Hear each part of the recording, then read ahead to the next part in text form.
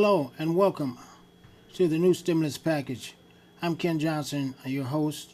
Mr. Fred Jordan is not in today, but in the studio I have with me Mr. Arganoffer. He was the owner of Rosella's great jazz club on Fillmore, a pioneer. Anyway, in this program we'll be talking about Yoshi's. Now it's the addition. We're trying to get that place reopened, and I have an organization called the Fillmore Bay Area Media Group, and we're working with different organizations to try to get it opened back up. I had a little screening room. We were producing programs out of there, but we're going to talk about the investment that went into that, and how we might be able to get it opened up back up. Thank you so much for coming in, man. I think it's a total of close to 100 million in private and public money. Means that there was, like, the condominium was a private investment, but the rest is all public money. Now, we're not completely off from what you were talking about, what has happened to the Fillmore in the 60s, and whether or not the city have an obligation to undo what has been done. Unfortunately, I wasn't here in the 60s, but I do sympathize with the issues that you raised. What has happened is essentially gentrification. That's right. And gentrification at that time, I mean, the problem is people, let me put it this way. The difference between gentrification and ethnic cleansing is a matter of semantics. Gentrification is an urban policy development strategy to remove people. Ethnic cleansing is a military policy to remove people. Same thing. The same thing. Right. And the impact of both gentrification and ethnic cleansing Is the is same. essentially devastating in terms of the culture and the community and the economic potential of a group of people who live in the setting. So, no, you're right. This is a policy decision, whether it was done intentionally or not, that has resulted in affecting the black community in San Francisco significantly. And it is imperative that policymakers introduce a new form, a new way of investing and infusing additional resources to create the imbalance that has been created. And the issues that you're talking about, there were a lot of black businesses. I came in the early 70s, so I knew even then the kind of African American businesses that existed in Western Addition. And none of that exists now. Right. So, And also they had, I'm a welder. They had the shipyards. Yes. I used to weld. There was a lot of black people working at the shipyards. Hunters Point. They had Todd Shipyard. They had West Wind. They had this other one. They had all these ships. I was making plenty of money. You understand what I'm saying? I got you. I had a good house. Then I was, but anyway, then they closed all of that. And then so, what's people gonna do? You gotta have, now they started this building boom, but they're not hiring the people that live in the city. I'm not just talking about black people. I'm talking about city residents. I think it should be a mandate by the city that they hire in the city first. Yeah. That should be mandated. I think there is a legislation that the Board of Supervisors passed. Supervisor Avalon. Yeah, sponsored. he did, but they're not. But yeah, he passed it, but they're not. Implementing the same way as Fred Jordan had an ordinance written up for every $1 million of public money spent on building projects, that they would train an African American in CAD.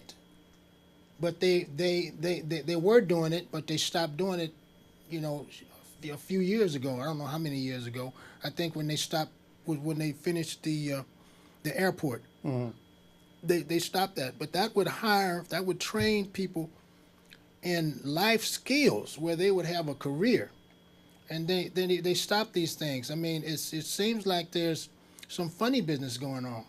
you know, and this is one thing that needs to be, since it's election time, we should hold these people running for office, you know, up to the task of straightening this stuff out, because we built this place. I mean, you got, at one time it was a labor, it was a union town.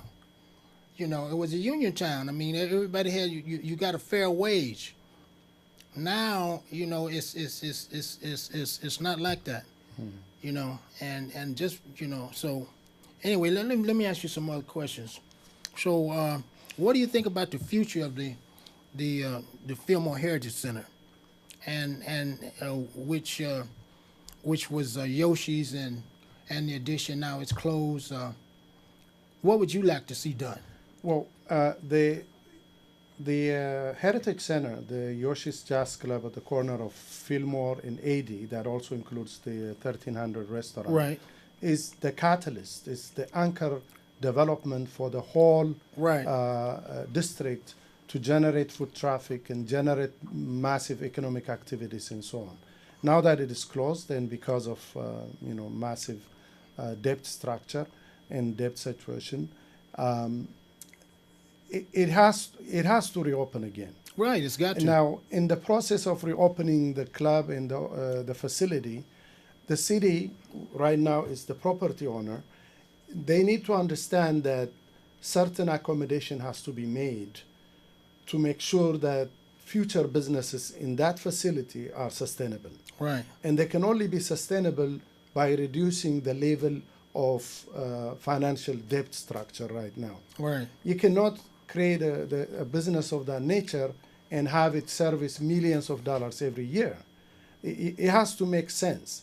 And the benefit sometimes is also external benefit, which means that sometimes the revenue, the money that you get to the city, to the public, could be in taxes, sales tax, payroll tax, the kind of employment it could generate, the kind of business activity it can generate. So I think with appropriate, sustainable kind of plan, it could be reopened.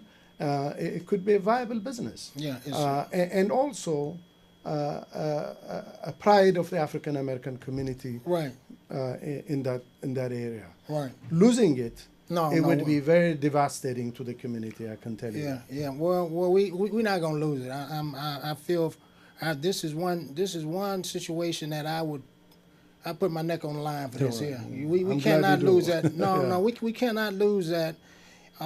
There was a situation that I was told about that the gay center, it's a gay place up on Market Street. They was in the same situation, and the city came to their rescue, and they had an overhead that was screwing them where they couldn't really function.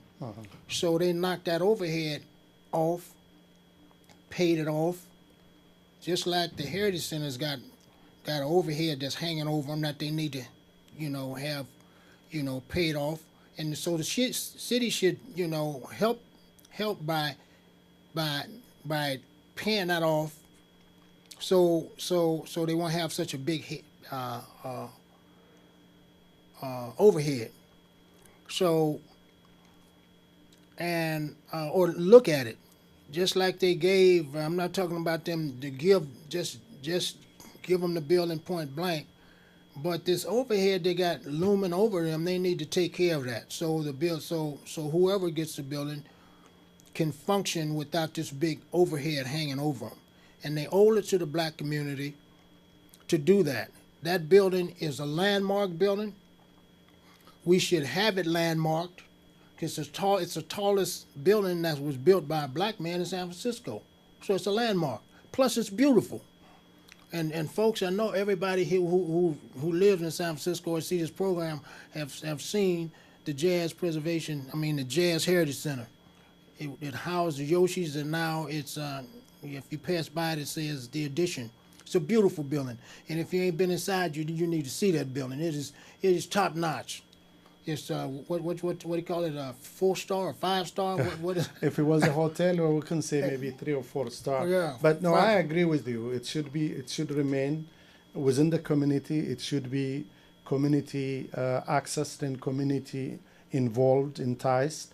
And the city, the government should look at it as a public investment, where they get their return on investment in terms of tax money, in terms of payroll and increased employment opportunities, and also a commitment to a community that has paid quite a bit in terms of the out-migration of the African American community. Wow. If the mayor's plan is, the mayor's commitment Well, as a he- matter of policy is to increase the African American population in San Francisco, retain them, these are the kind of things what needs to do. These Right. are the incentives for economic development. Right, you have to create business. Yeah. You have to create a business where people can work and earn a good living to be able to pay the rent here. Yeah.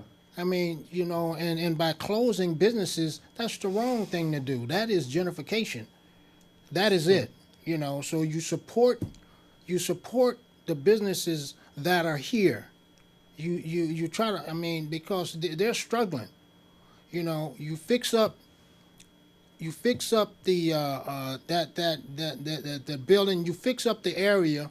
There's one vacant building that you fix that up, and that'll improve the whole that whole area there, the Muni substation. But the intention and the path that city government has to go on is that black folks need to own their own business, and if there's businesses there, help them start and run the business until it starts running on its own. Now, I know you have some interest, but before I ask you that, what do you see the future of the black community business going? Where do you see it going? Well, what do you think I think we got to be honest about what the African American community is experiencing in America, in business, in education, in healthcare, and as a whole. Right, but let's not talk about the whole of them. I'm talking about Well, San Francisco. I'm Well, talking about it's- San Francisco. No, you can't say that because we have the biggest opportunity out of any city, I believe, in the world. We have the best opportunity. We have all these high-tech companies. There's so much money in the city. They're building so many high-rises, but their focus is not on the community. I think the focus is somewhere else. They need to, the people who live here need to get some benefit out of all of this money that's being created.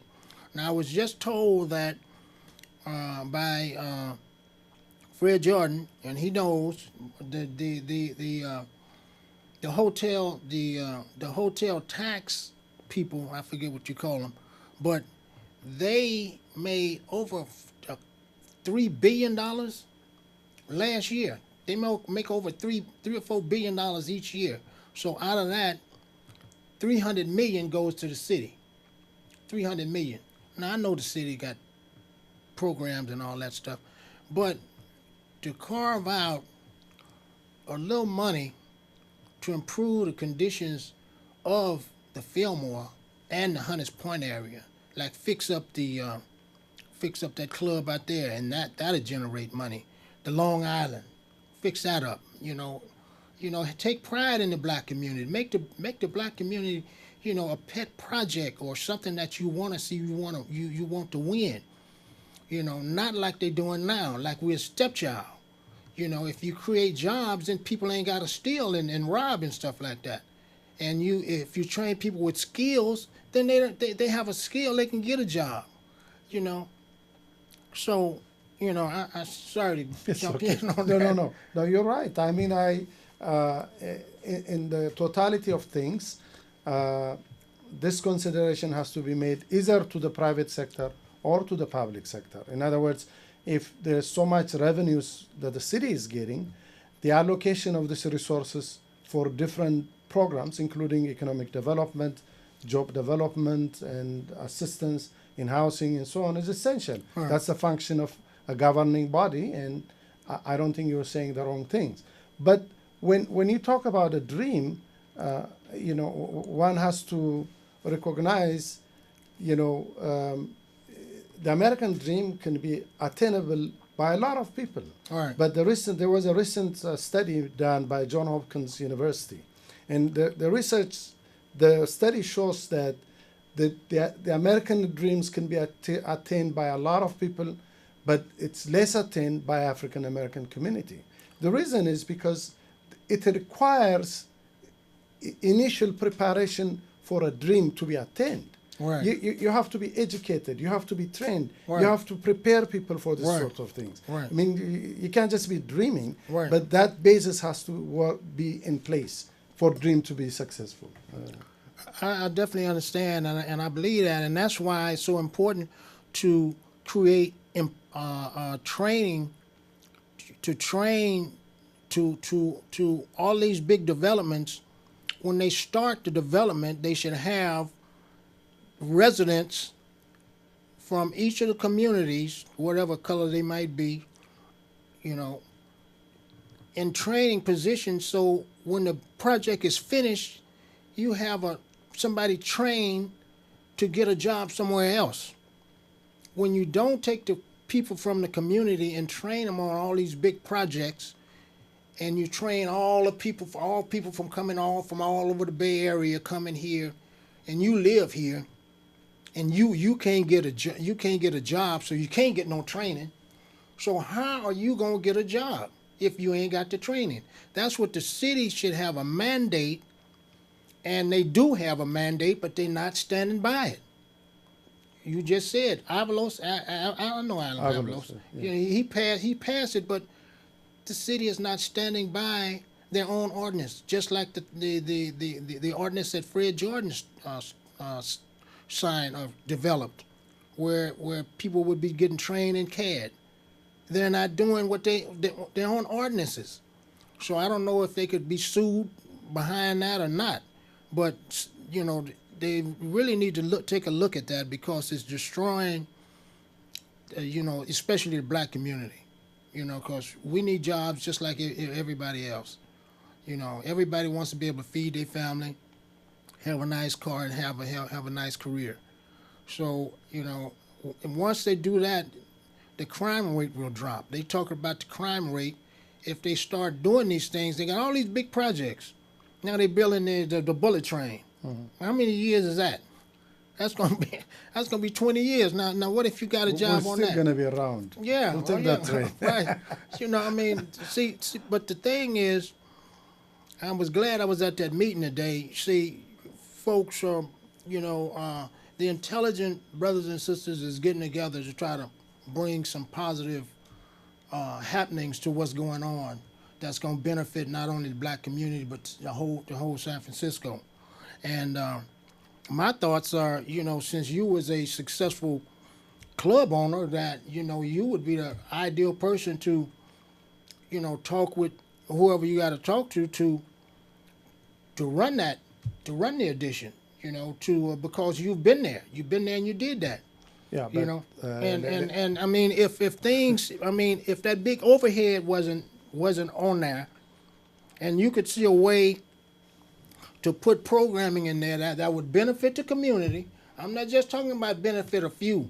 Yeah, I ain't talking about that. I'm talking about where we have a training program to train people to be a waiter, to be a bartender, to be a promoter, to be a stage. When you have people that come in, you got to have the lighting designer. All of these different things that people can, if you have it set up right, it might be able to become a school or a university, an entertainment university, mm-hmm. Or something, where you still bring in the jazz groups but you have different people that's interested in these things, helping you, put it together, So anyway, there's another project that I want to talk to you about, but we're gonna do that on another show. Okay. So, is there anything you want to say? And we got a couple more minutes before we close. Anything you want to tell the black community or the community of San Francisco at large that needs to be done in the Fillmore? I think for all of us, if we're gonna influence the direction of policy making in the city, we ought to be organized. We ought to speak in one language. And we need to really show our presence in this community as a community that deserves some services and assistance. And that means that we need to get engaged in the political process in the city. There is an election coming up for the mayor. There is an election coming up for supervisors and the Senate and so on. And I think we ought to be engaged and more involved in making sure our voices are heard. Well, I want to piggyback on what you said, and that's we definitely do need to be more engaged with the political parties. And another thing about that is that we got all these. We have these African American organizations, these political parties. You got the Kennedy. Kennedy is I forget the name of it, but Political Action Group. Political Action, and you got this political action. You got all this stuff. All these organizations need to come together so we can speak, just like you said, with one voice and get something done. Man, time goes by when you're having fun. Alpha, thanks so much for coming in. Folks, next week, be sure to tune in next week. We'll be talking about this particular project here that I'm working on. That's the Muni substation that's on Fillmore. They call it the mini park. We'll be talking on that, so be sure to tune in. Again, this is Ken Johnson saying every Tuesday at 5:30 p.m. tune in. This is a live program. Have a nice evening.